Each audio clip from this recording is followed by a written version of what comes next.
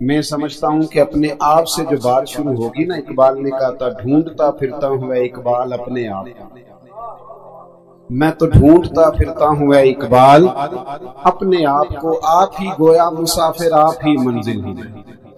تو آپ تھوڑی دیر میری بات پہ توجہ کرنا۔ اصلاح اور سمجھنا اور سلجھنا، اس وقت جن چیزوں کی زیادہ ضرورت میں محسوس کر رہا ہوں وہ میں آپ کی خدمت میں عرض کروں گا۔ سب سے پہلی بات، اگر آپ چاہتے ہیں کہ میری اور آپ کی اصلاح ہو تو جو سب سے ضروری بات ہے وہ یہ ہے کہ ہمیں اپنی سوچوں کو صحیح کرنا پڑے۔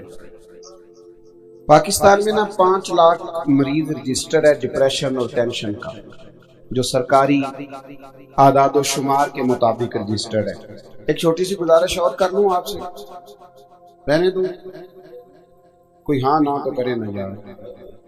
میں نا زیادہ موبائلوں پہ ویڈیو بنانے کے بھی حق میں نہیں، مجھے یہ شک پڑنے لگ گیا ہے کہ کہیں ہمارے سارے بچے ہی صحافی نہ بن جائیں۔ ہم نے اور بھی تو کام کرانے ہیں نا، اور بھی غم ہے زمانے میں محبت کے سوا۔ تو مہربانی کریں سارے صحافی نہ بنے، اور بھی کافی شعبے ہیں۔ یہ ویڈیو والے سے دوستی تو ہوگی آپ کی، تو یہ دے دیں گے آپ کو انشاءاللہ تعالی، آپ ان کو پہچان لیں، اور جو زیادہ ضروری سمجھے اس کو میں منع بھی نہیں کرتا، لیکن مجھے یوں لگنے لگا ہے کہ تصویر ہم نے فرض کفایہ سمجھ لی ہے، یہ ضرورت کے لیے جائز ہے، اس کو نفسیات پہ سوار نہ کریں، اچھا نہیں لگتا، یہ ضرورت ہے، بس ایک ضرورت ہے، عموم بلوا ہے، ورنہ متقی بزرگوں کا تو فتویٰ یہی ہے کہ نہیں ہونی چاہیے۔ اللہ تعالی ہمیں سمجھنے کی توفیق عطا فرمائے۔ سب سے پہلی 5 لاکھ آدمی بھائی رجسٹر ہے، جو ٹینشن کی، ڈپریشن کی۔ بہت سارے لوگ کہتے ہیں جناب گھر میں دل نہیں لگتا، میری طبیعت میں جلد بازی ہے، بے قراری ہے، بے سکونی ہے۔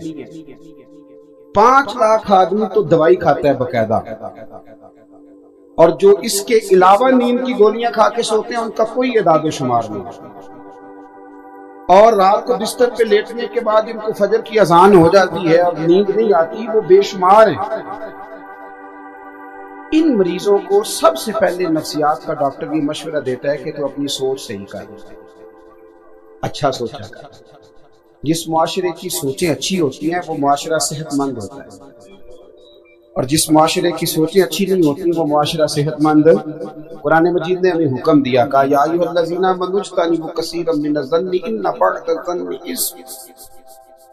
قرآن پاک فرماتا ہے اے ایمان والو بہت سارے گمانوں سے بچو، بعض گمان بھی گناہ ہیں، بعض تمہاری سوچیں بھی گناہ ہیں، اچھا سوچ۔ صحیح مسلم کے لفظ ہیں، نبی پاک علیہ السلام نے فرمایا بدگمانی سب سے بڑا جھوٹ ہے، سب سے بڑا۔ یار ضروری ہے کہ وہ جو 2 بندے وہاں چوک میں کھڑے ہیں وہ میرے خلاف ہی بات کر لیں، اور وہ جو 2 میرے جاننے والے کھڑے ہیں وہ میرے خلاف ہی؟ او بھائی میں اتنا اہم نہیں، ان بیچاروں کو کوئی اور کام بھی ہو سکتا ہے، چھوڑ دیں آپ چھوڑیں کہ وہ سارے میرے ہی خلاف ہیں، یعنی آپ نے کیا اپنے آپ کو سمجھنا، آپ کیا ہیں؟ ہر بندہ آپ کے خلاف ہے۔ اور کئی میں ایسے لوگوں کو دیکھتا ہوں، میری طرح کے بعض نصیحت کرنے والے لوگ، ان کے پاس جمعہ پڑھنے لوگ آتے ہیں 95% پیار کرنے والے ہوتے ہیں، اپنی طرح کے اچھے لوگوں کی بات نہیں کرتے، 5% مخالفت کرنے والے ہوتے ہیں۔ 5% تو ویسے بھی ہونے چاہیے، نظر نہیں لگتی۔ اب سارے ہی آپ سے پیار کریں گے تو کام چلے گا ہی نہیں۔ 5% تو مخالفت والے ویسے بھی میری نظر میں تو سارے لوگ اللہ رسول کو مان گئے کہ کفر ہے ابھی، تو جب سارے ان کو نہیں ابھی تک مانے تو مجھے آپ کو کیسے مان جائیں گے؟ یہ کیا فکر؟ اب ہم کیا کریں گے؟ 95% پیار کرنے والے ذہن میں نہیں، وہ جو 5% مخالفت والے ساری تقریر انہیں پہ لگ جائے۔ او خدا کے بندے ان کو چھوڑ ہی دے، ذہن میں ہی نہ لا۔ کوئی ضروری ہے کہ انہیں کا تذکرہ کرنا ہے؟ تو 95 کی بات کر، جو تجھ سے مصطفیٰ کی محبت کی باتیں سننے آئے ہیں، چھوڑ ان کو، وہ کیا کہہ رہے ہیں، وہ کدھر جا رہے ہیں، اچھا سوچیں۔ اگر معاشرہ صحت مند کرنا ہے، اس کی اصلاح کرنا، سب سے پہلے سوچ سے دیکھیں نا۔ اللہ اکبر، اگر اماں نے بیٹے سے کہہ دیا نا کہ ذرا 5 منٹ کمرے میں آنا، میں نے بات کرنی ہے، تو بیگم صاحبہ کہتی ہے میرے خلاف میٹنگ ہونے لگی۔ تو آئی ہے جب اس کی عمر تھی 25 سال، تو اس سے پہلے یہ دونوں ماں بیٹا جب بیٹھتے تو تیرے خلاف میٹنگ کرتے تھے۔ जी बेवकूफी है ना। और बीवी अगर खामन को उठा के ले गई बीच लोगों के, जरा बात सुनना, तो कुरान कहता है हुन्ना लिबासुल लकुम व अंतुम लिबासुल लहुन। मर्द औरत का लिबास है, औरत मर्द। मियां बीवी के दरमियान जो राज है वो इन्हीं का है, वो किसी दूसरे का हिस्सा उसमें कोई शरीक ही नहीं, ये एक दूसरे का लिबास है। तो अगर बीवी अगर खामन को कभी उठा के ले गई ना, तो अम्मा कहती है बाप मेरे खिलाफ ही मीटिंग होने लगी। ओ भाई, ये एक दूसरे का लिबास है, एक दूसरे का पर्दा है। हमने बदगुमानियां इतनी बढ़ा ली, इतनी। मैं मुल्क से बाहर था, तो जो आदमी बाहर बैठा होता है वो फोटो और तरह की देख रहा होता है, और जो यहाँ होते हैं उनके सामने तस्वीर और तरह की होती है। कराची में बड़ी बदअमनी रही है, तो क्या कराची के लोग कराची छोड़ गए थे? बसे ना वो लोग बेचारे, छोड़ा तो नहीं उन्होंने। तो मैं उन दिनों जब कभी जाया करता था तो मैं दोस्तों से कहता था यार खबरें बड़ी खौफनाक हैं। तो वो कहते थे यार खबरें और होती हैं, हकीकतें और होती हैं। हम ठीक है किसी कोने में ऐसा हो जाता है, लेकिन हमने बसना तो है। तो मुझे एक साहब कहने लगे पाकिस्तान का बड़ा बुरा हाल है। मैंने कहा मसलन? कहने लगे पीर सारे लुटेरे, इल्ला माशाअल्लाह, मौलवी सारे लड़ाने वाले, सियासतदान खाने वाले, अवाम में नफसा नफसी है। मैंने कहा आप बैठे बाहर, आप पढ़ते हैं मोटी मोटी अखबार, आप हमारे मुल्क में आए हैं। अगर आज भी हर जगह नाते चल रही हैं और हर जगह जिक्र हो रहा है, खानकाएं आबाद हैं, सारे पीर जाली होते तो नाते जारी ना होते। ये अच्छे अच्छे लोग अभी भी मौजूद हैं और कयामत तक मौजूद रहेंगे। आप कहते हैं उलमा कार कुछ नहीं रहे, तो रमजान शरीफ में मस्जिदें थोड़ी होती हैं, हाफिज ज्यादा होते हैं कि नहीं? तो मौलवी तो कार कुछ नहीं था, तो ये हाफिज कौन बना रहा है? ये कहां से पैदा हो रहे हैं भाई? कोई मस्जिद ऐसी है जिसमें जुमा इसलिए ना होता हो कि खतीब कोई नहीं है? कोई ऐसी मस्जिद जिसमें नमाज ना होती हो कि इमाम नहीं मिलता? तो मौलवी तो कार कुछ नहीं रहे, तो ये बंदे कहां से पैदा हो रहे हैं? ये लोग कभी ऐसा हो कि जब मैं मसला पूछने गया था तो मुझे मौलवी कोई नहीं मिला, बोले तो सही यार। कभी ऐसा हुआ हो या मौलवी साहब ने कहा हो सुबह 9 बजे आना, डॉक्टर तो यही कहता है ना, लेकिन मौलाना को आप ये कहने की इजाजत देते? कभी ऐसा हुआ है मसला पूछने गया था पर मौलवी नहीं मिला? तो मैंने कहा आप दूर बैठ के ऐसी बातें करते हैं, मदारस आबाद हैं, गवर्नमेंट कोई सरपरस्ती नहीं करती, लेकिन अल्लाह के फजल से हर साल रसूलुल्लाह के गुलाम तैयार होते हैं, हाफिज कारी और आलिम तैयार होते हैं। और बात रह गई सियासतदानों की, मेरे साथ कोई इख्तलाफ करना था तो मुझे एतराज नहीं, पर मैं सारे सियासतदानों को भी बुरा नहीं समझता। मैं सबको बुरा, गलतियां सब में पाई जाती हैं, हमें हमारे अंदर भी पाई जाती है, लेकिन एक लाठी से हर बंदे को हाँकना ये भी दुरुस्त नहीं। मैं बड़ी तनकीद करता हूं जहां बात तनकीद वाली है, लेकिन खुदारा एक लाठी से हर चीज को हाँकना भी, अगर पूरी सियासी जमात के अंदर एक एमएनए भी ठीक है ना तो उसकी तारीफ करनी चाहिए। एक एमपी पूरी असेंबली में सही है तो उसको सही, मैं सही कह रहा हूँ आप। और जहां तक बात अवाम की है, अवाम में नफसा नफसी है, तो मैंने कहा कोई नफसा नफसी नहीं, अल्लाह का फजल है। ये ज़लज़ला आया था कुछ साल पहले, तो जिस बूढ़ी अम्मा की शादी को 40 साल बीत गए थे और जहेज की रजाई उसने निकाल के इस्तेमाल नहीं की थी, उसने भी कहा था ये बिस्तर ज़लज़ले वालों को दे दो। वो बेटी जिसने खुद सलाई मशीन पे बैठ के सारा जहेज बनाया था ना, उसने भी अपने अब्बा से कहा था कि मैं 3 कपड़ों में चली जाऊंगी, लेकिन वो जो जहां सैलाब आ गया ना, मेरा सारा जहेज इनको दे दो। ये नौजवान जिनको तुम बुरा कहते हो, जिनके बारे में रोज लोग कहते हैं कि लड़के बड़े खराब हो गए, वन व्हीलिंग करते हैं, ये करते हैं, तुम्हें वन व्हीलिंग तो नजर आती है, ये नजर नहीं आता एक बाबा जी को खून की बोतल की जरूरत होती है और 14 लड़के लाइन में खड़े होते हैं, ये नहीं नजर आता ये मेरी मिल्लत के जवान नहीं। ये मिलाद का मौका आता है तो झंडियां कौन लगाता है? ये शहर और बाजार सजाता कौन है? ये रसूलुल्लाह के नाम के नारे कौन लगाता है? और मैंने कहा तुम्हें गलत फहमी हो गई है, तुमने समझ लिया है ये वतन शायद जो है वो सियासतदानों का वतन है। ये वतन सियासतदानों को नहीं, ये दाता अली अजमेरी का वतन है। یہ بابا فرید الدین مسعود گنج شکر کا وطن. سوچیں صحیح کریں. اور اس پر میں اپنی ساری اس گفتگو پر ایک حدیث پڑھ دوں تاکہ بات مضبوط ہو جائے. نسائی میں اور جامع ترمذی میں موجود ہے. نبی پاک علیہ السلام نے فرمایا میری ساری امت کبھی گمراہی پر جمع نہیں ہوگی. یہ ہو سکتا ہی نہیں کہ سارے لوگ برے ہو. یہ حضور نے نص بیان کر سارے لوگ برے ہو سکتے. مسئلہ یہ ہے کہ میں نے اینک لگا لی ہے نا تو میں اپنی اینک کی گرد نہیں صاف کرتا, میں سامنے والے کا چہرہ صاف کرنا شروع کر دیتا. خدا را اینک کی گرد صاف کریں, اینک کی اپنے آپ کو ٹھیک کریں. سوچ جب آپ نے کھڑے ہو کے چھت پہ دیکھنا ہے تو بندے بونے بونے نظر آنے. میں اکثر کہا کرتا ہوں کوئی چھوٹا اس وقت نظر آتا ہے جب اسے دور سے دیکھا جائے یا غرور سے دیکھا جائے. قریب جا کے دیکھا کرو, عاجزی سے دیکھا کرو, بڑے بڑے لوگ نظر آئیں. ہماری تو مصیبت یہ ہے کہ عشق کا اپنا غرور, حسن کی اپنی انا, اس نے آنے نہ دیا ہم نے جانے نہ دیا. ہم تو اس چکر میں پڑے ہوئے ہیں. جب اپنی اپنی انا لے کے بیٹھے رہیں گے. میرے نا ابھی رضوی صاحب سے میں نے کہا جب میں جاؤں تو نعرہ نہ لگوانا, لوگوں کو کھڑا نہ کرنا. لگی کیوں؟ میں نے کہا اس لیے کہ وہ پہلے سے ہیں تو انہیں سزا ہے کہ جو بندہ آئے کھڑے ہوں. دیکھیں نا ایک بندہ بیچارہ مغرب سے آیا ہوا ہے یا عشاء سے آیا ہوا ہے, تو جو بندہ آ رہا ہے اس کے میری طرح کے بندے اس کے دل میں امید ہے کہ کھڑے ہوں. تو پہلا ہونا سی نا. کیا عجیب ہے. اب بزرگ لوگ بیٹھے ہوتے اور میری طرح کا بندہ ہے تو ان کو کھڑا کرو, اور عجیب و غریب سے دھکے لگتے. ہمارا دعویٰ تو فقیری کا ہے, تو فقیری میں تو انا ہوتی کوئی نہیں, اس میں تو جو ہٹو بچوں کی کہانی کوئی نہیں. اس میں تو لوگ حضرت خواجہ بایزید بستامی, حضرت خواجہ, ان کو سب سے پہلے سلطان العارفین کہا گیا ہے. اور حضرت خواجہ بایزید نے ایک دفعہ دعویٰ کیا تھا, فرمایا میرا اصلی نام یاد کر لو اور اب تمہاری بخشش فرما دیں. اتنا بڑا آدمی. ایک شخص ملنے آ گیا, اس نے پوچھا حضرت خواجہ پیر بایزید بستامی آپ ہیں؟ آپ فرمانے لگے 30 سال ہو گئے میں تلاش کر رہا ہوں, اگر حضرت خواجہ پیر تمہیں ملا تو میری بھی ملاقات کرا دینا. 30 سال سے ڈھونڈ رہا ہوں. یہ کہہ کہ آپ چلے گئے تو اس نے دوبارہ ایک بندے سے پوچھا کہ حضرت خواجہ پیر بایزید بستامی, تو کہنے لگا ابھی تو تم باتیں کر رہے تھے ان سے.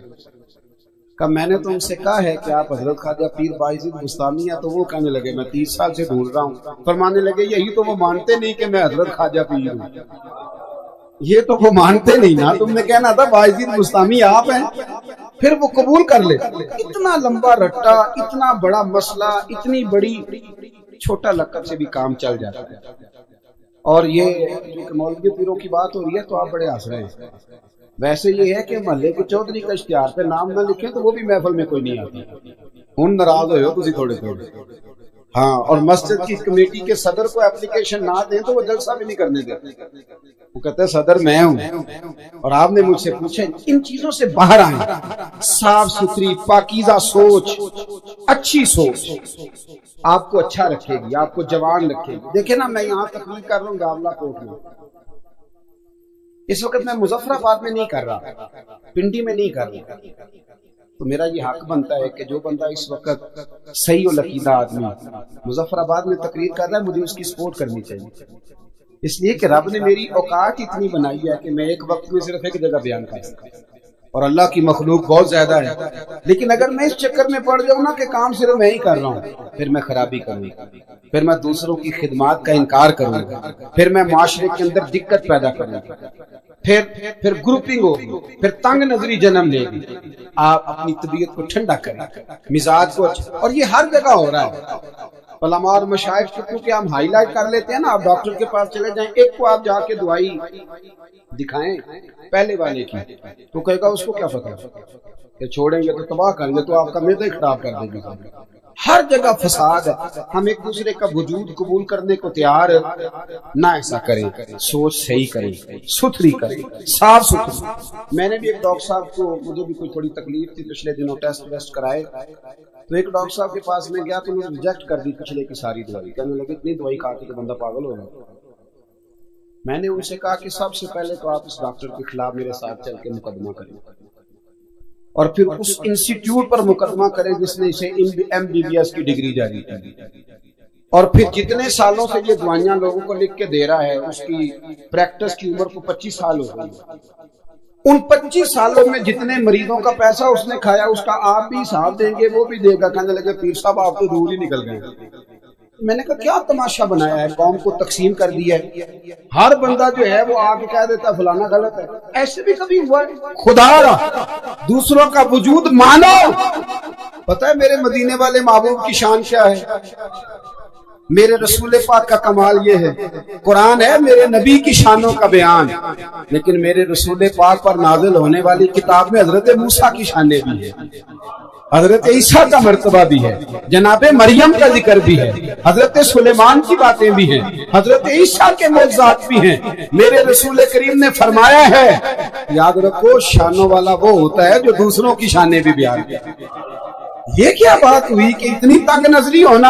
आला हज़रत खालिद बरेलवी रज़ी अल्लाह तआला अन्हु के सामने एक शख्स ने शेर पढ़ा, उसने कहा शान यूसुफ जो दबी वो भी इसी दर पे दबी।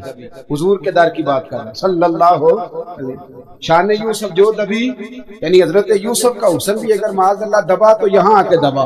आला हज़रत फरमाने लगे ये तो क्या कह रहा है, मेरे नबी किसी को दबाने नहीं आए।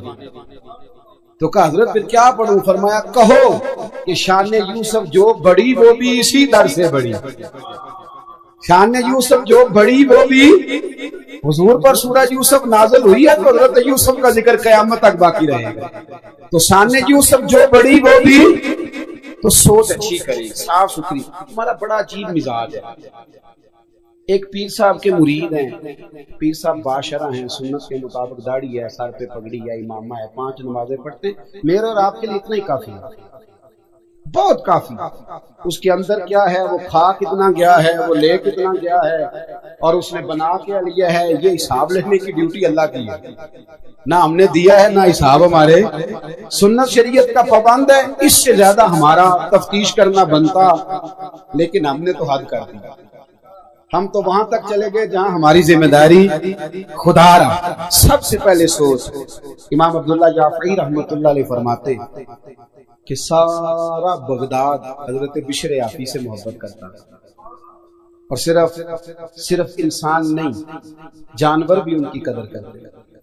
वो नंगे पांव चलते थे तो जानवर बगदाद की गलियों में गोबर नहीं करते कि रब करीम का बंदा जा रहा है। अल्लाह के वलियों की तो जानवर भी हया करते। वो गुजरते थे ना जानवर भी। बगदाद का एक ताजर था, जब अल्लाह ताला किसी को माल देता है ना तो वो बंदा सियाना भी जरा ज्यादा हो जाता है दूसरे से। उसकी सारा दिन ना मशवरे देने में उसका वक्त गुजरता है। उलमा को भी मशवरे देता है।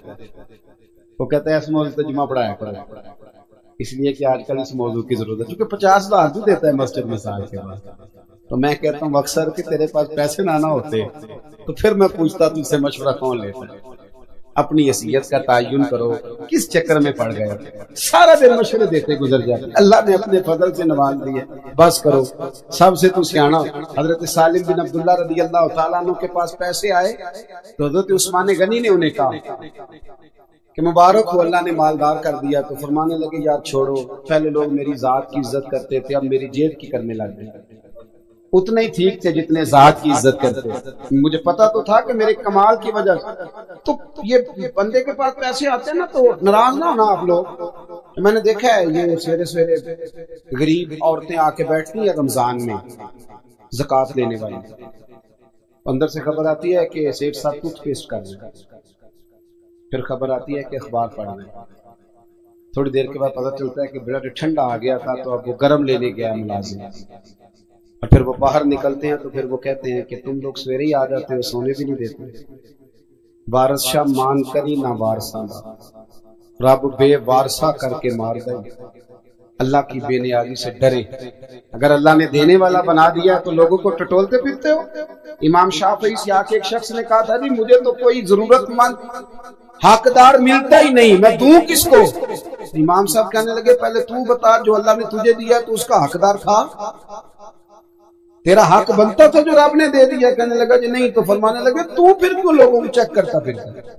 अगर रब ने फजल से दे दिया है तो तू भी देख, अगर कोई जरूरतमंद है तो ज्यादा टटोला ना कर। बहरहाल बात लंबी ना हो जाए, मजमून पे रहना चाहता हूँ। हजरत بشر حافی کا سارا شہر قدر کرتا، پیار کرتا. وہ بغداد کا ایک تاجر کہتا جی مجھے نہیں بابا اچھا لگتا. بھی آپ کو کیوں نہیں اچھا لگتا؟ توجہ ہے میری بات پر؟ آپ لوگ زیادہ تھکے ہوئے تو نہیں؟ کچھ دوست نا مجھے گھورتے ہیں تھوڑا تھوڑا، پتہ نہیں میں کیونکہ کمزور آدمی ہوں تو مجھے احساس ہوتا ہے کہ یہاں تو دیر سے بیٹھے ہوئے یا کوئی ایسی بات ہے جس کی وجہ سے مجھ سے ناراض ہے. آپ بالکل فکر نہیں کریں، میں جلدی چلا جاؤں گا انشاءاللہ. اور تقریر بھی میں لمبی نہیں کرتا، میں کرتا ہی تھوڑی ہوں. میں تو جمعے میں گھنٹہ نہیں کرتا، میں تو مختصر بات کرنے کا قائل ہوں. تو تھوڑی آپ پریشان نہ ہوں، اور کوئی ایسی بات بھی نہیں کروں گا جس سے آپ محسوس کریں کہ کوئی معاملہ خراب ہو رہا ہے. اللہ تعالیٰ آپ کو بہترین صلاح عطا فرمائے. وہ بغداد کا ایک تاجر کہتا مجھے نہیں جی بابا اچھا لگتا. کچھ لوگ ہیں نا سٹائل ذرا ہٹ کے، یعنی سب سے الگ بات کرنی، علیحدہ بولی بولنی. مجھے نہیں، بھی تمہیں کیوں نہیں اچھے لگتے؟ کہنے لگا جی یہ جمعے والے دن نا جمعے کے فرض پڑھ کے چلے جاتے ہیں، باقی نماز نہیں پڑھتے مسجد میں. مسجد میں کون سی نماز پڑھنی ضروری ہے؟ تو باقی جس کا جہاں دل کرے وہاں آپ پابندی لگا سکتے ہیں. میرے مدرسے کا طالب علم تھا تو کچھ لوگ میرے پاس آئے، کہنے لگے پیر صاحب بچہ دے دے نماز پڑھانے کے لیے. دے دیا. پھر شکایت آ گئی، کہنے لگے عصر کی پہلی 4 سنتیں نہیں پڑھتا اور عشاء کی پہلی 4 سنتیں نہیں پڑھتا. میں نے کہا واپس کر دو. کہنے لگے جی آپ تو ناراض ہو گئے. میں نے کہا یار جس چیز کی پابندی اللہ رسول نہیں لگاتے تم کیوں لگاتے؟ رب رسول اگر وہ سنتیں ضروری ہوتی تو فرض کر دی جاتی. تو جس کی اللہ رسول پابندی نہیں لگا رہے، ہمارا عجیب مزاج ہے نا، اس کی ہم پابندی لگاتے ہیں. کتنی غلط بات. اور میں چاہے چوتھی رکعت میں شامل ہوں، امام صاحب پر پابندی ہے کہ نہ وہ بچہ دیکھیں نہ بیمار دیکھیں، وہ اذان سے پہلے مسجد آئیں اور جب تک آخری سیٹھ باہر نہ نکلے وہ باہر نہ جائیں. ایسے تو نہ کرو یار، کم از کم خیال کریں تھوڑا سا. ہر شخص کی ضروریات ہے جس طرح میری اور آپ کی. وہ کہتے تھے یہ پڑھ کے نا فرض جمعے والے دن چلے جاتے تھے، باقی نماز میں مجھے اچھا نہیں لگتا. ایک دن ایک بندے نے سمجھایا اس تاجر کو کہ یار تو اس اتنی سی بات پر ایک بزرگ پر تنقید کرتا ہے. اور ہمارا مزاج ہے 99 خوبیاں ہوں گی، ایک خامی ہوگی پر ہم خامی کا ذکر کریں گے. حالانکہ انسان ہے، ایک خامی تو رہے گی، خامی کا ذکر کریں گے. ایک دن جب بڑا سمجھایا تو تاجر کہتا ہے میرے دل میں خیال آیا پتہ تو کروں بابا جاتا کہاں ہے جمعے کے فرض پڑھ. کہتے ہیں حضرت کے ساتھ میں نے جان بوجھ کے ان کے ساتھ نماز پڑھی. جب وہ فارغ ہوئے تو وہ جلدی سے نکلے تو میں بھی تھوڑا چپ چپ کے پیچھے پیچھے ہوا. بغداد کی ایک دکان سے انہوں نے نان خریدے. میں نے پھر بدگمانی کی، میں نے کہا اوہو پیر صاحب کو بھوک نے ستایا تھا، اس لیے سنت بھی چھوڑ دی، نوافل بھی چھوڑ دی. پھر وہ آگے گئے تو انہوں نے کباب ہوٹل سے کباب لیے تو میں نے کہا ان کی عمر دیکھو اور ذائقے دیکھو. پھر بدگمانی. کہتے ہیں پھر وہ جنگل کی طرف بڑھے تو میں نے کہا مولانا لوگوں سے مریدوں سے چھپ کے کھائے گا. لیکن کہتے ہیں تھوڑا سا سفر طے ہوا تو ایک کچا مکان ہے، باہر سے کنڈی لگی ہوئی. حضرت بشر حافی نے خود دروازہ کھولا اور کہتے ہیں میں سوراخ سے دیکھ رہا تھا ایک فالج زدہ بوڑھے بیمار بابا جی لیٹے اور ان کے منہ سے رطوبتیں پانی کی نکل رہی ہیں. کہتے حضرت بشر حافی دوڑ کے آگے بڑھے، پہلے ان کو سیدھا لٹایا، پھر ایک پیالہ لیا، مٹکے سے پانی ڈالا اور پھر اپنا امامہ کھولا اور پانی میں بھگو کے تو بابا جی کا منہ صاف کیا اور پھر پہلا لقمہ بابا جی کے منہ میں ڈال کے کہنے لگے معاف کرنا ذرا مجھے جمعے والے دن دیر ہو جاتی ہے، ابھی تو میں نے سنتیں بھی پڑھنی ہے، ابھی تو نوافل پر ادا کرنے ہیں، جمعہ تھا تو ذرا دیر ہو گئی ورنہ روز وقت پہ آتا ہوں. وہ شخص کہتا ہے میرے وجود کے رونگٹے کھڑے ہو گئے، میں کیا سوچتا تھا اور بن کیا گیا. اور فرماتے ہیں پھر وہ بیمار بزرگ وہ بولے اور کہنے لگے بشر حافی میرے تو اپنے بھی مجھے چھوڑ گئے اور 14 سال ہو گئے ہیں تو میری 2 وقت کی روٹی لے کے آتا ہے. میں پتہ نہیں زندہ لاش کب تک بنا رہوں گا، تو کب تک آئے گا؟ خدا کے بندے تو ہیں ہزاروں اور بنوں میں پھرتے ہیں مارے مارے، میں اس کا بندہ بنوں گا جس کو خدا کے بندوں سے پیار ہوگا. کہا 14 سال سے آ رہے ہو، کب تک آؤ گے؟ جناب بشر حافی نے اپنے ہاتھوں سے بابا جی کے آنسو پوچھے اور پھر فرمانے لگے آج کے بعد یہ لفظ نہ ادا کرنا، یہ جو سارا شہر میری عزت کرتا ہے اور جانور بھی قدر کرتے ہیں تو یہ میرے چلے اور وظیفوں کی وجہ سے نہیں ہے. میں آپ جیسے لوگوں کی خدمت کرتا رہتا ہوں تو رب نے مخلوق کے دلوں میں میری محبت پیدا فرما دی. محبت پیدا کرتا ہے۔ وہ کہتے ہیں کھانا کھلا کے حضرت بشر آپ ہی باہر نکلے تو میں قدموں میں بیٹھ گیا، میں نے کہا مرید کر لے۔ کہنے لگے ایک شرط ہے، توجہ ہے میری بات پر، یہاں کرامت ہوتی بھی نہیں تو لوگ فیس بک پہ دے دیتے ہیں کمپنی کی مشہوری کے لیے۔ کیا تماشا ہے، جو باتیں چھپانے کی تھی وہ بتا رہے ہو، یہ کیا بگاڑ دیا تصوف کا رنگ، جڑے محرم راز حقیقت دے وہ تے راز حقیقت کھول دے ہی نہیں، اے جنہ ویکھیا نہیں او کرن گلاں، جنہ ویکھ لیا او تے بول دے ہی نہیں، تو بات ہی نہیں کرتے۔ وہ تو حضرت بشر آفی فرمانے لگے ایک شرط ہے اگر تو نے میرا مرید ہونا ہے۔ کہا وہ کیا؟ فرمانے لگے یہ جو تو نے دیکھا ہے نا میری زندگی میں کسی سے بات نہ کرنا، یہ میری شرط ہے۔ پھر فرمانے لگے یہی تو چند نیکیاں جن کے سبب اللہ قیامت پہ رحم فرمائے، یہ بھی لوگوں کے سامنے لے آ۔ وہ شخص کہتا ہے جسے میں سمجھا کرتا تھا نا کہ یہ ان کا گناہ ہے، وہ ان کی سب سے بڑی نیکی نکل آئی۔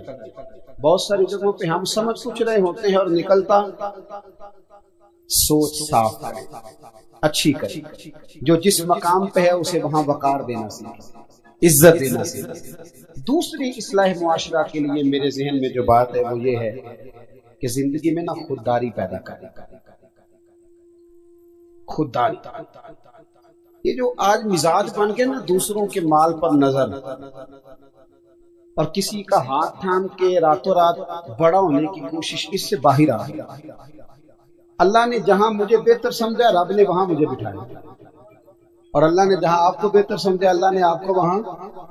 دیکھیں نا اس محفل میں میری کارکردگی صرف اتنی ہے کہ میں تقریر کر رہا ہوں، اس محفل کا سب سے بڑا کارکن وہ ہے جس نے سب سے زیادہ محنت کی ہے، اس کا اعزاز سب سے زیادہ ہے۔ وہ اشتہار لگانے والوں کو اکثر اسٹیج پر بیٹھنے کی جگہ نہیں ملتی، حالانکہ اصل کام ان لوگوں کا ہوتا ہے جو یہ محنت کرتے ہیں، جدوجہد۔ تو رب کریم نے جہاں جس کو رکھا ہے نا اللہ نے اسے وہی پسند کیا ہے۔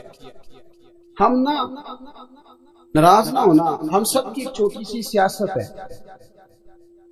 ہم نا اپنی سیاست کے زور پر آگے جانا چاہتے ہیں۔ جب انسان چلاکیاں کرنے کی کوشش کرتا ہے تو پیچھے رہ جاتا ہے، اور جب اپنے آپ کو اپنے رب کے حوالے کر دیتا ہے تو اللہ رسول سے کبھی ضائع نہیں کرتا۔ اللہ رسول کبھی ضائع، ہماری وہ جو چکر بازی ہے نا، میری ملت کا جوان پڑھا لکھا ہے، خوبصورت ہے، قد کاٹ والا ہے اور بڑا کچھ کر سکتا ہے، لیکن وہ سوچتا ہے کہ میری لندن والی پھپھو مہربان ہو گئی تو پھر میرا کام بنا، امریکہ والے ماموں نے میرا ہاتھ تھام لیا تو پھر میں بچ جاؤں گا، وہ سیٹھ اگر میرے ساتھ سیٹ ہو گیا تو نظام چل جائے گا۔ تو بچے خواب دیکھتے ہیں کہ میں سویرے اٹھوں تو نوٹوں سے بھرا ہوا تھیلا میری دہلیز پہ پڑا ہوگا۔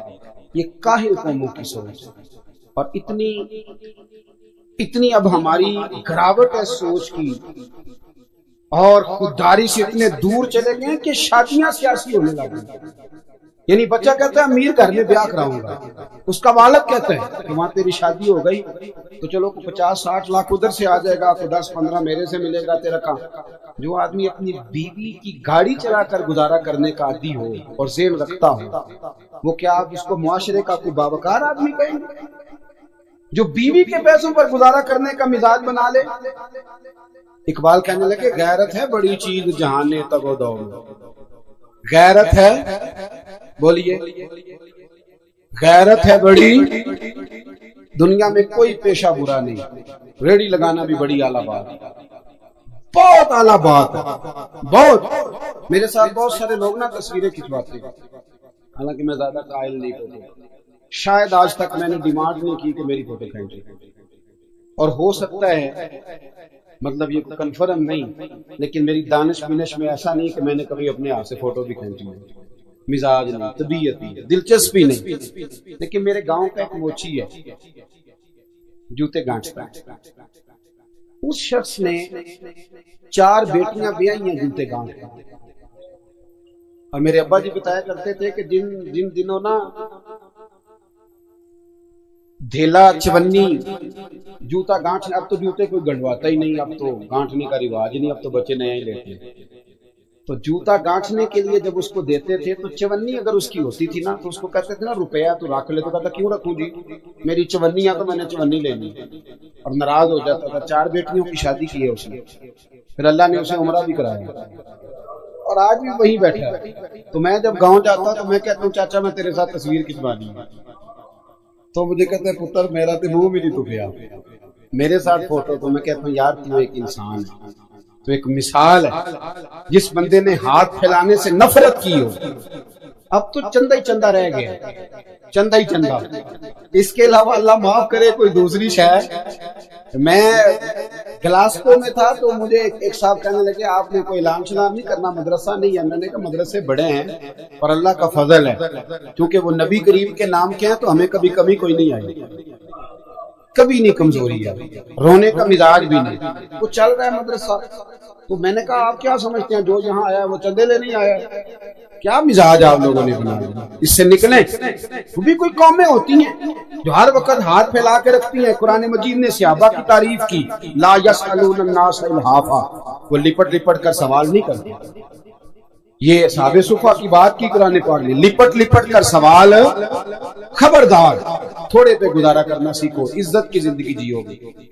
اور نوجوان بالخصوص یاد رکھیں, اگر وقار سے جینا ہے, سر اٹھا کے جینا ہے اور مطمئن زندگی گزارنی ہے تو پھر اس بات پہ راضی ہو جاؤ جو اللہ نے ہمیں عطا کیا.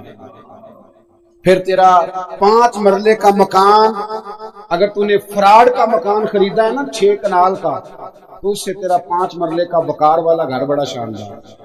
عزت کے ساتھ اگر جینا چاہتے ہو. حاتم طائی سے کسی نے کہا تھا کبھی تو نے اپنے سے بڑا سخی بھی دیکھا ہے؟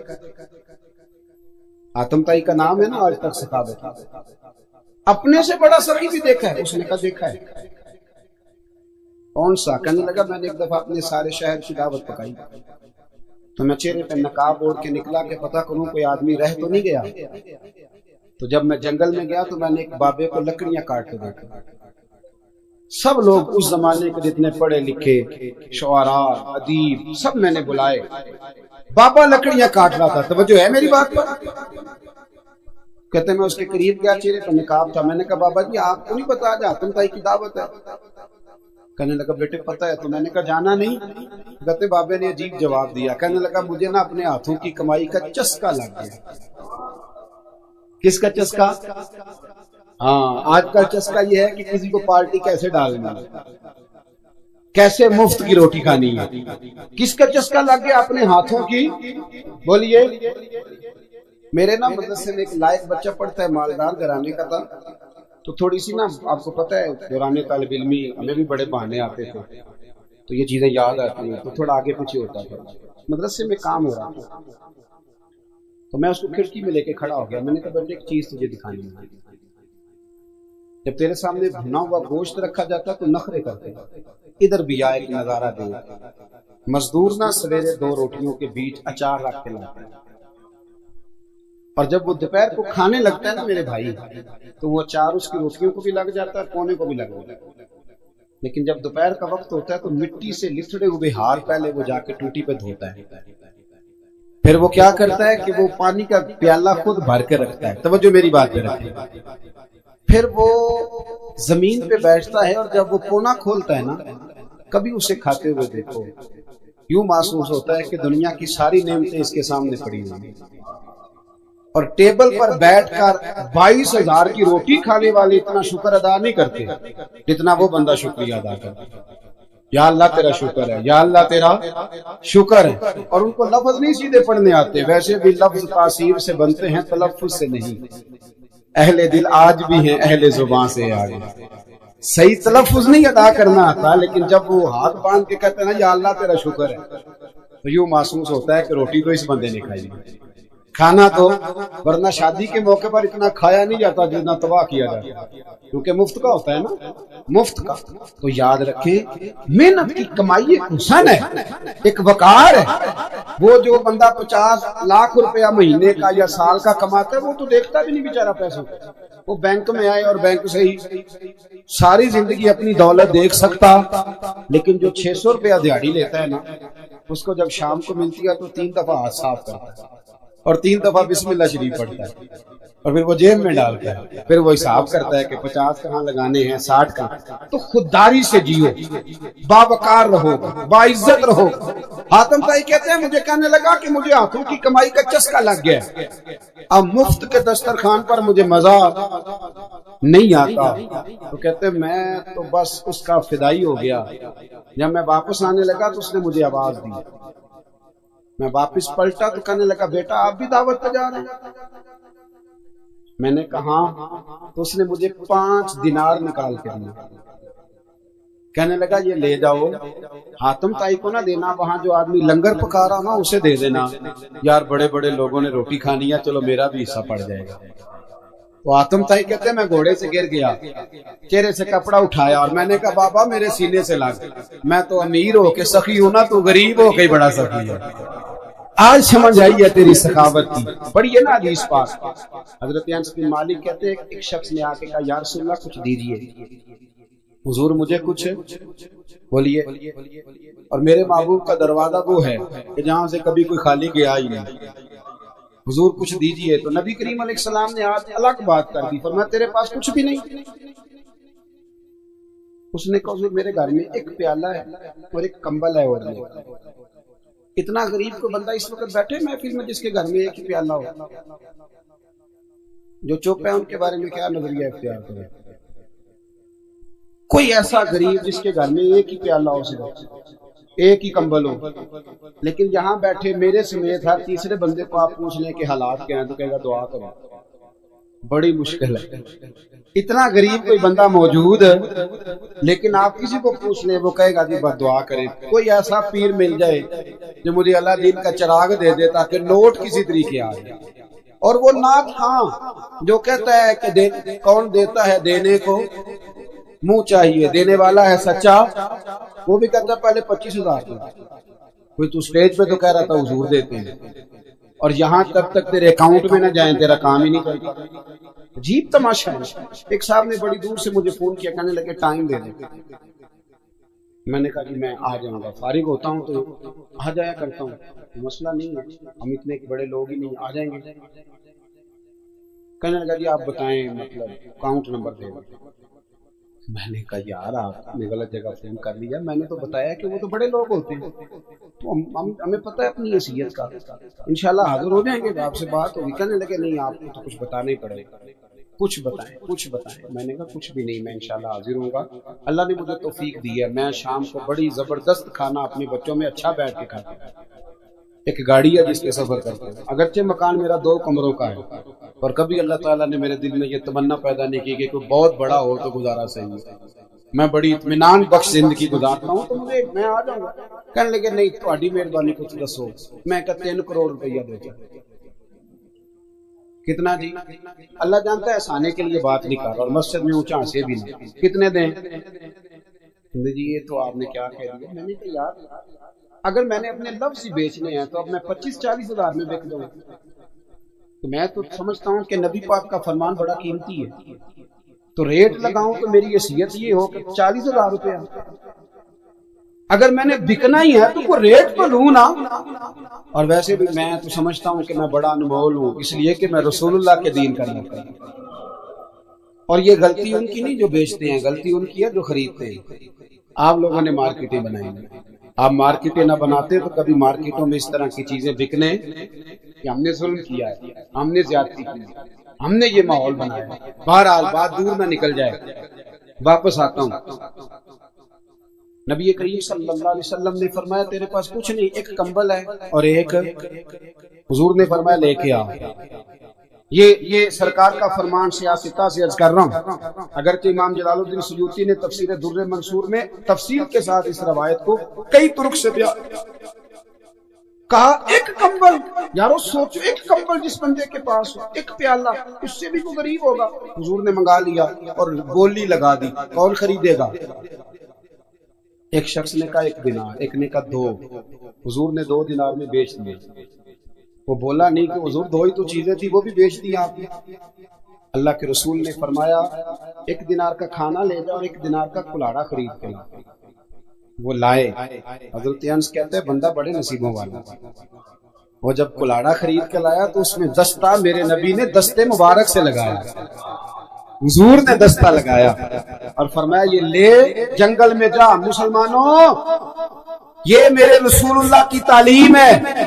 نوجوانوں اور کرو، اگر معاشرے کو سنوارنا ہے تو اس چیز پر محنت کرو۔ فرمایا یہ کلاڑا پکڑ، رسی پکڑ، جنگل میں جا، لکڑیاں کاٹ کے لا، کھا بھی اور کھلا بھی، پہن بھی اور پہنا بھی، جا۔ حضور نے فرمایا 15 دن مجھے نظر نہ آنا، جا کام کر، جا محنت کرنا اہل اسلام کا شیوا ہے۔ آج پوری دنیا میں ہمارا کشکول مشہور ہے، دھوکہ معروف ہے۔ لوگ کہتے ہیں کہ انہوں نے ایسے ایسے، ہم نے طریقے غیروں سے پیسے نکالنے کے اختیار کیے، ایسے ایسے طریقے کہ کبھی سنے تو شرم سے سر جھک جاتا ہے۔ یہ معیار ہوتا ہے اعلیٰ قوموں کا کہ وہ چندوں پہ زندگی گزاریں، وہ مانگ کر کے کھائیں، یہ معیار ہوتا ہے۔ کسی کونے پہ بریک لگتی ہے تو آپ دیکھیں مانگنے والے کتنے زور و شور سے آتے ہیں۔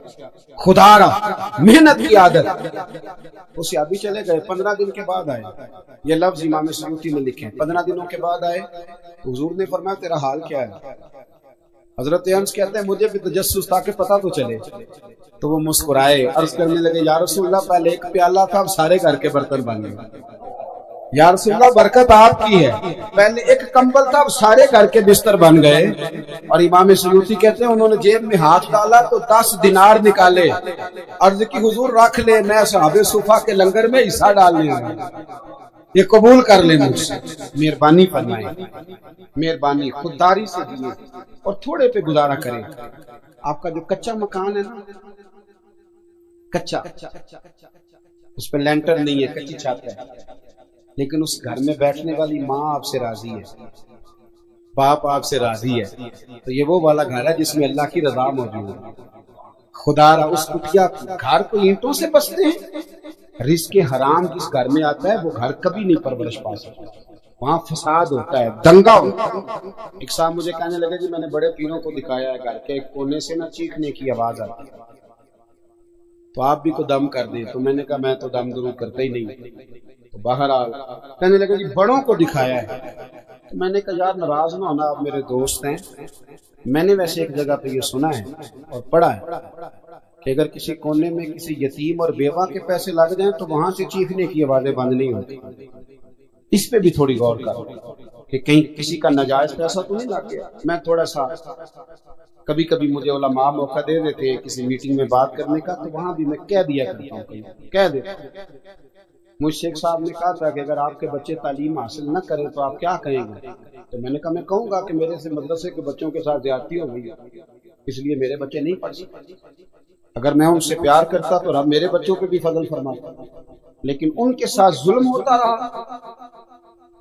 اب دیکھیں نا، تقوی بیان کرتا ہوں میں کہ میں نے کبھی مدرسے کا کھانا نہیں کھایا، حالانکہ تقوی یہ ہے کہ تو وہی کھانا کھا جو مدرسے کے بچے کھاتے، تیرے بچے بھی وہی کھائیں تاکہ تجھے پتا چلے کہ یتیم مسکین بیچارے کیسے گزارا کرتے، تو وہی کھا۔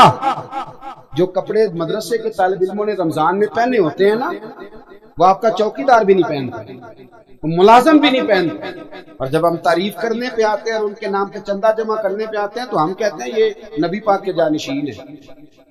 خدا را، اور آپ لوگ کیا کرتے ہیں؟ کبھی آپ کے گھر میں ایم پی آئے تو آپ نے کہا دیکھ ذرا لیٹ ہے، آدھا گھنٹہ بیٹھو، بولو۔ بچی بچے کا رشتہ دیکھنے والے ہیں تو ان سے کہتے ہو کھانا لیٹ ہے، آدھا گھنٹہ بیٹھو۔ طالب علموں کو تو آپ کہہ دیتے ہیں کہ کھانا لیٹ ہے، ذرا 2 پارے اور پڑھ لو۔ کس جرت کے ساتھ کہتے ہو؟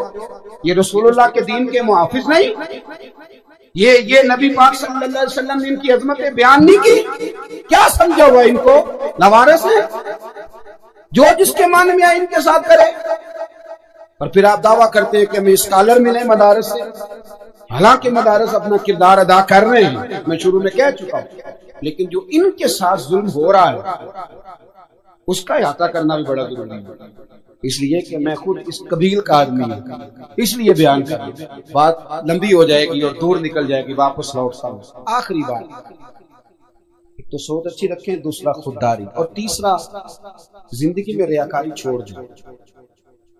قل ان صلاتی ونسکی ومحیای ومماتی للہ رب اللہ نے یہ بات بڑی پسند کی اور اپنے نبی سے کہلوائی۔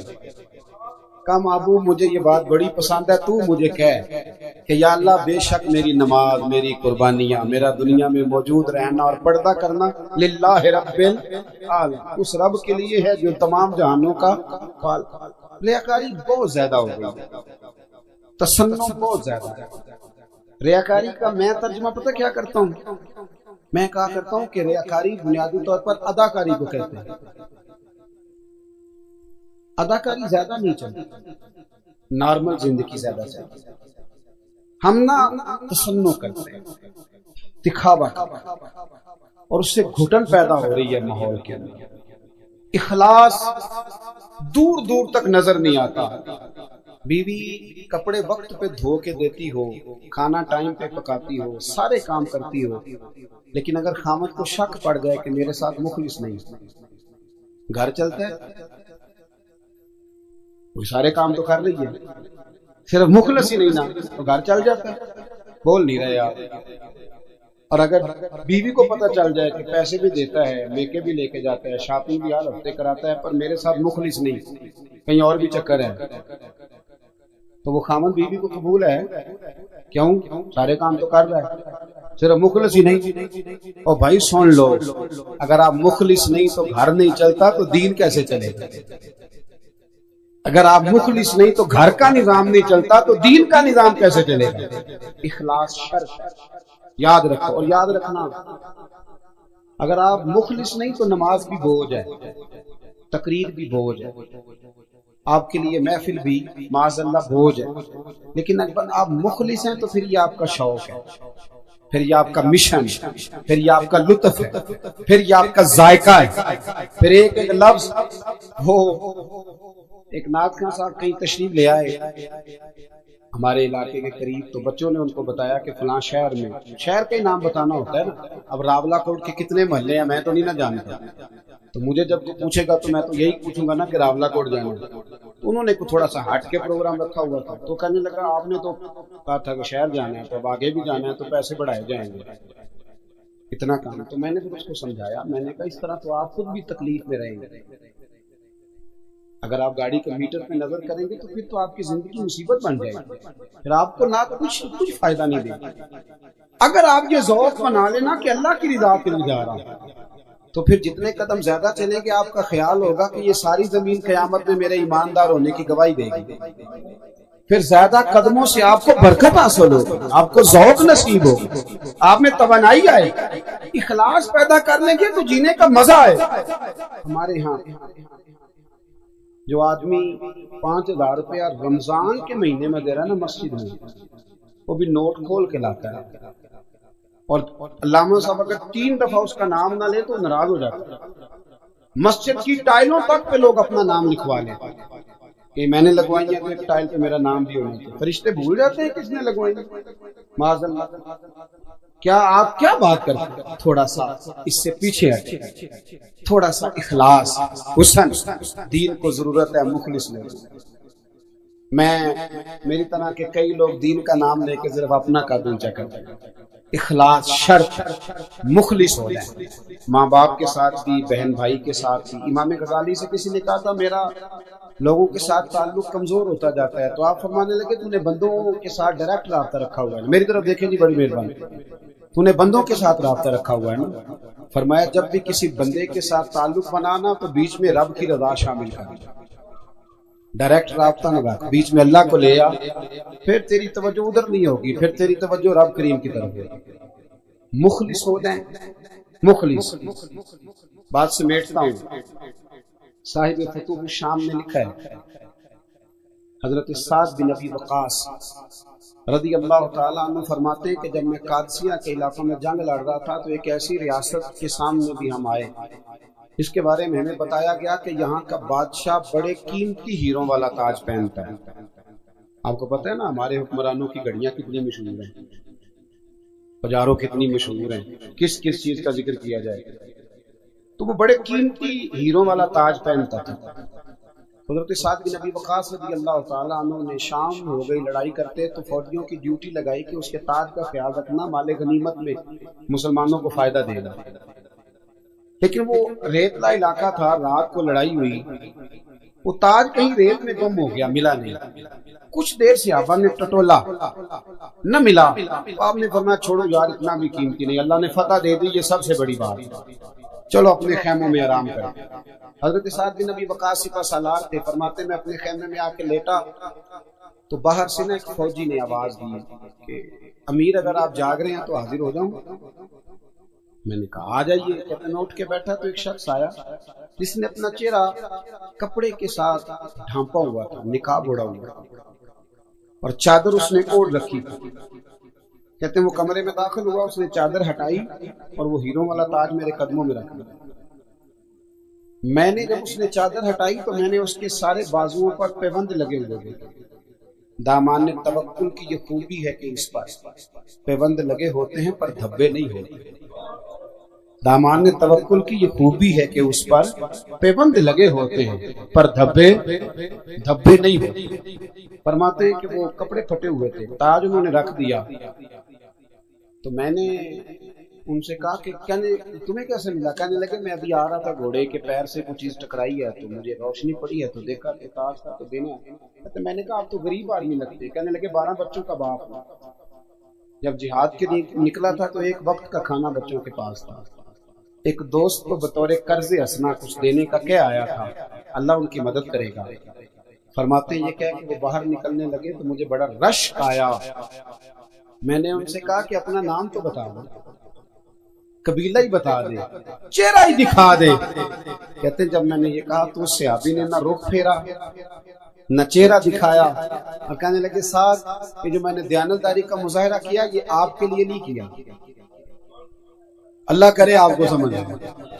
کہنے لگے یہ آپ کے لیے نہیں کیا کہ میں نام بتاتا پھروں اور میڈل لیتا پھروں، پر میں جس رب اور جس رب کے رسول کے لیے میں نے یہ کام کیا ہے نا، وہ میرا نام بھی جانتے ہیں، باپ کا نام بھی جانتے ہیں، قبیلہ بھی جانتے ہیں اور میرا چہرہ بھی جانتے ہیں، اور مجھے قیامت میں کیا اجر دینا ہے یہ بھی جانتے ہیں۔ میں نے آپ کے لیے یہ کام۔ حضرت سعد بن ابی وقاص فرماتے ہیں کہ ساری زندگی اس شخص کے لفظ میرے کانوں میں گونجتے رہتے۔ الصحابی کالنجوم، یہ وہ لوگ ہیں کہ جن کی ہر ادا روشنی تقسیم کرتی ہے۔ ادا مخلص ہو جائیں اپنی زندگی۔ دعویٰ بڑا لمبا چوڑا، بڑا لمبا چوڑا۔ ایک صاحب نے مجھے ایک دفعہ کارڈ دیا تو اس پہ نہ کئی جماعتوں کے نام تھے، کسی کا صدر تھا، کسی کا جنرل سیکرٹری تھا۔ میرے جو پیار والے لوگ ہوتے ہیں انہیں میں سمجھاتا رہتا ہوں، تو میں نے ان سے کہا، میں نے کہا ایک جماعت میں کام کر، تیری مہربانی ہو ذرا صحیح کر کے کر۔ یہ ہر جگہ پہ جو آپ پہنچے ہوئے ایک پہ کام کریں اور کریں ذرا، مطلب ایک جگہ مخلص ہو۔ کئی دوست آتے ہیں کہتے ہیں پیر صاحب فلانی جگہ مرید ہوں، آپ بھی طالب کر لیں، تو میں انہیں کہتا ہوں جتنے بزرگ ہیں نا اس وقت پابند شرع ہوں سارے ہمارے اپنے، الحمدللہ ہم ان چکروں میں نہیں پڑتے، تو آپ ایک گھر کی خدمت کر لیں، اللہ مہربانی فرمائے گا۔ ایک کے وظائف نہیں پورے پڑے جاتے، ایک کی بات پوری نہیں سنی جاتی، تو آپ کیسے مطلب تو مخلص ہو جائیں، جہاں آپ ہیں وہاں آپ مخلص ہو جائیں۔ 3 باتیں میں نے آپ کی خدمت میں عرض کی۔ سب سے پہلے تو سوچ صحیح کریں، دوسری بات زندگی خودداری سے گزاریں، جو قومیں ہاتھ پھیلاتی ہیں کبھی باوقار نہیں رہتی، اور تیسرا تھوڑا عمل کریں اور اخلاص والا للہیت والا کریں۔ آج چھوٹا آدمی ہوں، آیا ذرا دور سے ہوں، ایک بات تو آپ کو مجھے منوا لینی چاہیے، ایک مان لیں گے صرف، چلو جتنوں نے کہا مجھے اتنے بھی کافی ہیں، اتنے بھی کافی ہیں، صرف ایک ہی جی، ایک ہی بات۔ آج آپ نے میرے کہنے پہ نہ ایک کام کرنا چاہیے، اخلاص کی بات، کسی کو نہ پتا، آپ کے بچوں کو بھی نہیں، صرف 2 رکعتیں نماز چھپ کے پڑھ کے، 2 نفل صرف چھپ، کسی کو نہ پتا، اور ایک دعا مانگیں یا 2 دعائیں مانگیں پر اکیلے میں چھپ کے، صرف 3 بار درود شریف پڑھیں پر پڑھیں چھپ کے، کسی کو پتا نہیں، اور پھر آپ اپنے بستر پہ آ کے لیٹ جائیں، اور پھر آپ اپنے دل میں محسوس کیجئے گا کہ رب نے آپ کو سکون کتنا عطا فرمایا۔ شرط یہ ہے کہ راز آپ کا اور اللہ رسول کا، تیسرا کو بندہ شریک۔ یہ ایک دفعہ آج کر کے دیکھیں، اگر عمل آپ کے دل کو ٹھنڈا کرے تو پھر باقی سارے عمل بھی چھپانے شروع کریں۔ نیک عمل کو قیمتی، مجھے آج تک نہیں سمجھ آئی، کسی بندے کے گھر میں 10 لاکھ روپیہ پڑا ہو تو گلی میں آ کے بتاتا ہے، अगर 15 तोले सोना पड़ा होगा लेकिन तहज्जुद पढ़ता है तो बताता है आप क्या तहज्जुद को कीमती नहीं समझता था? तिलावत कर ली तो बता दिया तिलावत को कीमती नहीं समझा। भाई अगर सोना कीमती है, पैसे कीमती हैं, तो तहज्जुद की नमाज भी तो बड़ी कीमती है, उसको भी तो छुपाना चाहिए था, लेकिन उसका इजहार कर दिया। जो 5000 मस्जिद में दिया वो सारे जमाने को बता दिया कि नेकियां बड़ी कीमती हैं, किसी की नजर पड़ जाए तो कई दफा मसला बन जाता है, लिहाजा इनको छुपाएं। अल्लाह की बारगाह में दुआ करता हूँ जो मैं कह सका अल्लाह कबूल फरमाए। दौरान गुफ्तगू जहाँ भूल गए रब करीम हमसे दरगुजर फरमाए। आखिर दावा